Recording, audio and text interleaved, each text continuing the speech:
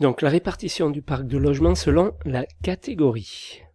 Donc on va voir la proportion des logements en fonction de leur période de construction en France métropolitaine. Ça, c'est très important à comprendre aussi. Le logement construit avant 1948, c'est-à-dire le bâti ancien, ça représente 33%, c'est-à-dire 11 millions et demi de logements. Alors, ce bâti avant 1948, ça correspond à des logements, des maisons principalement, ou des immeubles également, qui étaient construits avec un savoir-faire ancestral. On savait construire avec des matériaux locaux, il y avait des techniques, des modes opératoires propres à chaque territoire, à chaque région, et donc ces maisons étaient confortables. Les logements construits entre 1948 et 1975, donc la reconstruction, 32%, donc un peu plus de 11 millions, on va dire un tiers aussi, donc là, les conditions n'étaient plus les mêmes. Après la Deuxième Guerre mondiale, il a fallu loger ou reloger tout le monde, en tout cas beaucoup de monde, et on a fait intervenir sur les chantiers de construction des gens qui n'étaient pas issus du monde de la construction et du bâtiment. Donc on a perdu un savoir-faire. On a perdu un savoir-faire d'une part de la part de ceux qui étaient morts pendant la guerre, et d'autre part parce que sur les chantiers, même les têtes pensantes n'étaient pas forcément du bâtiment, donc il fallait loger les gens. Voilà, c'était le principal souci. On ne s'est pas préoccupé d'isolation, on ne s'est pas préoccupé d'autre chose, on a simplement mis les gens à l'abri avec un toit sur la tête.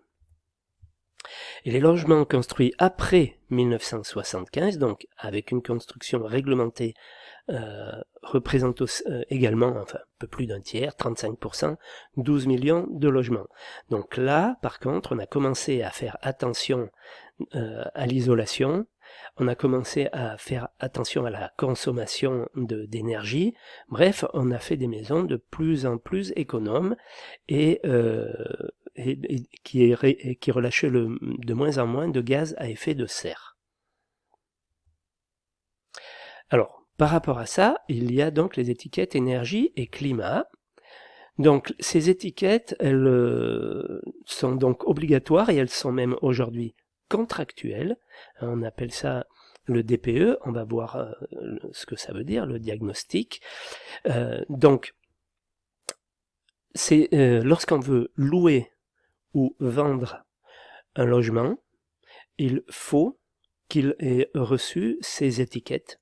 Il y aura eu un diagnostic qui aurait été fait à la base par quelqu'un qui est qualifié pour le faire, et on va donc pouvoir situer le logement par rapport à sa consommation d'énergie et par rapport à sa quantité d'émissions de gaz à effet de serre.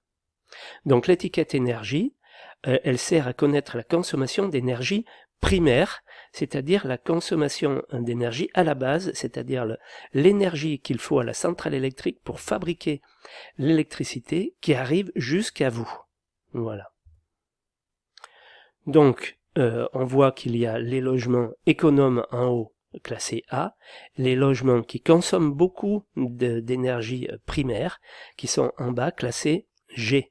En haut, ils consomment moins de 50 kWh d'énergie primaire par mètre carré et par an. Pas évident à capter ça, on va y revenir sur les kWh d'énergie primaire.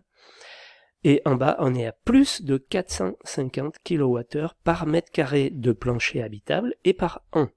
Voilà. L'étiquette climat, donc, pour connaître les émissions de gaz à effet de serre émises par le logement. Voilà. Donc, en haut, la catégorie A, ce sont des logements à faible émission de gaz à effet de serre, inférieurs à 5 kg équivalent CO2 par mètre carré et par an. Et pour les maisons classées G, à forte émission de gaz à effet de serre, on est à plus de 80 kg équivalent CO2 par mètre carré et par an. Donc la différence entre l'énergie primaire et l'énergie finale.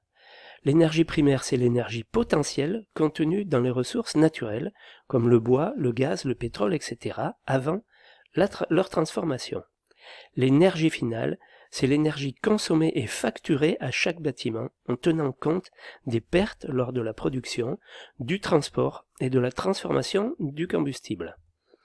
Dans la réglementation thermique RT 2012, les résultats sont détaillés en énergie primaire. Ça a l'intérêt de pouvoir mieux comparer les différentes énergies entre elles. Voilà, donc l'énergie primaire, c'est celle qui est potentielle. Il y a les pertes de transformation en ce qui concerne les centrales électriques, le raffinage du pétrole, etc.